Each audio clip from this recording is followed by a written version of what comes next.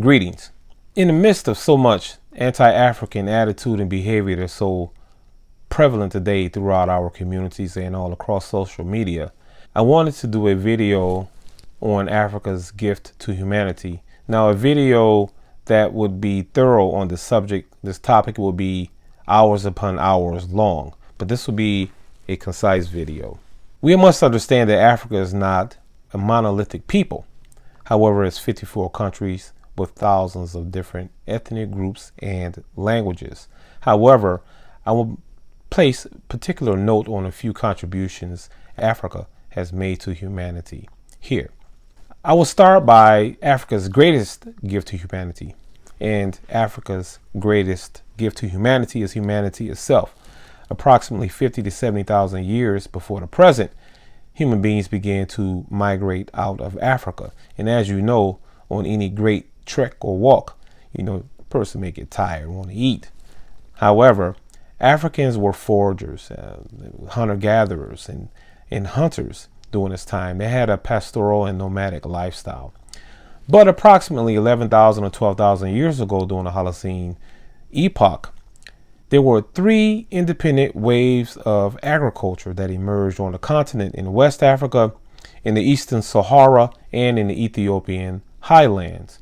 Agriculture afforded people the time to think about their existence and to ponder other ways of living, as well as to enhance their lives innovatively. And this is what agriculture allowed Africans to do. On the African continent also, we have evidence of the oldest arithmetic in the world, the Inshango bone. Scientists and anthropologists says that this is the oldest evidence of mathematics or arithmetic on the planet. This was found in the Democratic Republic of the Congo at the fishermen's settlement, and this bone dates back to approximately 50,000 years before the present.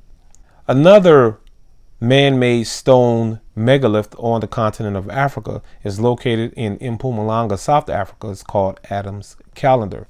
Adam's Calendar dates back to approximately 75,000 years before the present. And this was an ancient astrological observatory, a stone calendar, if you will. Another phenomenal innovation with regards to the concept of time on a continent is Nabta Playa. Now understand that Nabta Playa and Adam's Calendar predate Stonehenge by thousands of years. Nabta Playa is also an ancient astrological observatory located on the continent of Africa in the western desert of ancient Egypt. And Christopher Etheret, in his book Ancient Africa, A Global History, said this about Nabta Playa, and I quote, "The major megalithic arrays at Nabta Playa connect directly with aspects of cosmology of Old Kingdom Egypt. Most notably, in ancient Egypt, the heliacal rising of Sirius, to which one of the arrays pointed, was the key event for calibrating the yearly calendar and signaling the onset of the annual Nile flood," unquote. Again, we're talking about agriculture, because when the Nile inundated and overflowed, it brought with it the precious silt from the highlands of Ethiopia, whereby allowing the people of ancient Kemet to feed themselves and even in some instances, their neighbors. And as our scholars suggested, Obenga, Jope, Dr. Clark, Asa Hilliard, Carruthers, Dr. Richetti, and many others, and as they suggested that we should hold Egypt in its highest esteem as our classical African civilization. Why? Because Egypt has given the world, not just Africa, given the world so much. Egypt boasts of having the world's earliest recorded seaworthy vessels. It also has the world's oldest stone buildings, pyramids, and temples. I'm not talking about piles of rubble and mounds of dirt. I'm talking about mathematically geometric, precise constructions that people were intent on building for celestial, spiritual, and cultural reasons, intentionally, not by mistake.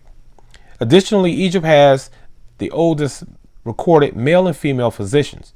Lady Precious Et, who wore the title Chief Overseer of the Physicians of both male and female, which meant that she instructed others on her proficiency and understanding of medicine to instruct others to be proficient with medicine as well. And this goes back to the 4th dynastic period of ancient Egypt. And then we have Imhotep, where Dr. Ben and Dr. Clark referred to as the world's first multi-genius. He was a mythographer, an astronomer, a priest, an architect, and chancellor for Pharaoh Djoser. Imhotep's contributions to medicine were so phenomenal that he was raised to a divine status. Moreover, the Greeks compared him and correlated him with their deity of medicine, their god of medicine, Asclepius.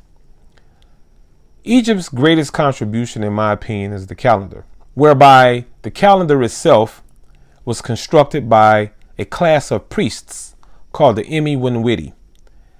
And from the book, An Examination of Ra Emerging from Nu, Akinjide Benachi Montgomery said this about the Kemetic priests. The class of Kemetic priests, the Emi-Winwiti, which translates as star watchers, as their name implies, conducted many of their activities at night. Their nighttime activities depended on the precise sighting and recording of the relationships and alignments between various constellations, the moon, and various earthly objects, both natural and man-made. Can't talk about ancient Kemet without mentioning that it also has the earliest recorded religion and moral code, Ma'at.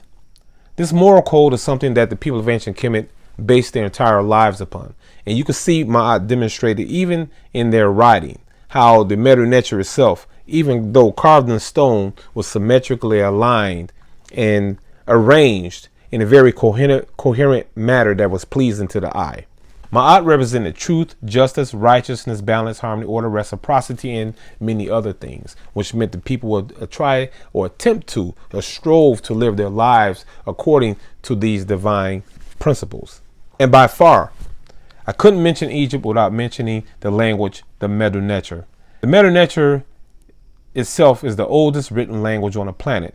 I know what scholars say and what they attempt to suggest by saying that the cuneiform or other languages are older in Sumeria and ancient Mesopotamia.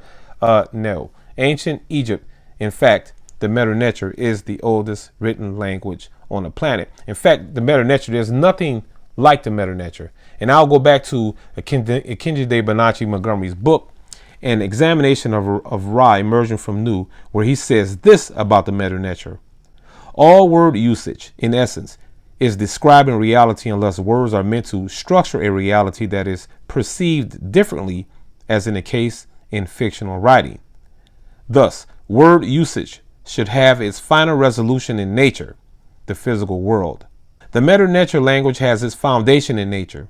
It was conceived as an analysis of nature and produced as a descriptive depiction of that analysis.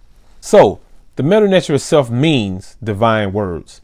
And as you see, they respected the language so much that they wrote on everything, on top of everything, under seats, on their shoes. They wrote on the walls. They wrote on everything. The contributions of Africa are too vast to name in this video here. In closing, I will go as far as to say that you wouldn't have the three major religions had it not been for Africa. In Genesis chapter 12, Abraham was compelled to go down into Egypt because there was a severe famine in the land. Acts chapter 7 verse 22, it says that Moses was wise, mighty, and learned in all the Egyptian ways and deeds. So the question I have is, would there have been a Judaism had Abraham stayed in Ur of Chaldea? Would there have been a Judaism had there not been a Moses, or Moses not being wise and mighty in all the Egyptian ways and deeds? Right? Would there have been a Judaism? Even with Christianity, in Matthew chapter 2 verse 13, the angel Gabriel instructed Mary and Joseph to flee and to go seek refuge and to hide where? In Egypt. Would there have been Islam had it not been for the Prophet Muhammad, whereby his early caretaker and nurse was named Baraka? She was an Ethiopian woman who helped to raise the Prophet Muhammad. Not only that, when the Quraysh tribe attempted to stamp out Islam, the Muslims were able to find refuge in Ethiopia. And the Aksumite king Armagh gave the Muslims refuge there when they were attempting to escape persecution. And when the Muslim delegation arrived to ask for them to be handed over, he refused to give them over. Had he given them over, would there have been in Islam? There are many other contributions that I could speak of with regards to Africa and the greater world. But living here in America, there are a few other subtle yet important aspects of Africa's contribution that many of us take for granted in our ignorance. For instance, George Washington Carver spoke to plants and created over 300 inventions from the peanut. That's a phenomenal task. However, in Africa, as being a son of Africa himself, in Africa, priests are known to communicate with plants and plants to communicate with priests. With that, for instance, the people of Nigeria, the Yoruba people, have an Orisha by the name of Osayin, because they understood that plants are sentient living beings. They were sure of this. They weren't clueless of this fact, and they have songs, rituals, and ceremony dedicated to Osayin. I'm talking complex rituals. Then we have Benjamin Banneker, who mapped out Washington, D.C., who created the clock, who is reputed to be of Dogon ancestry. The Dogon, of course, are some of the greatest astronomers on the African continent. And then we could talk about the cattle herding or rustling industry here in America, where America is so fond of this cowboy phenomena and westward expansion. Well, it is not a so well-known fact that when the enslavers came to Africa, they intentionally picked up Africans for their skills. Some of them were just snatched up and captured. However, they specifically went to certain places to take certain Africans for their skill sets. And the Fulani, the Bambara, the Mandinka, the Sedir, the Lebu, these that were from the west coast of the Senegambia region were brought here, and evidence points to the fact that they were clearly responsible for transforming the cattle herding industry here in America. I would like to say I can go on and on talking about different contributions Africa has given the world, but I hope this video, with this small snapshot of some of the many major contributions Africa has made, will encourage you to go out and do a little studying and digging for yourself, to objectively analyze and look at and consider other information besides that which has been omitted or slanted in popular culture today. With that, I hope you enjoyed this video. Press like and subscribe. Please share the video with others. Make a comment below. And until the next time, peace and blessings.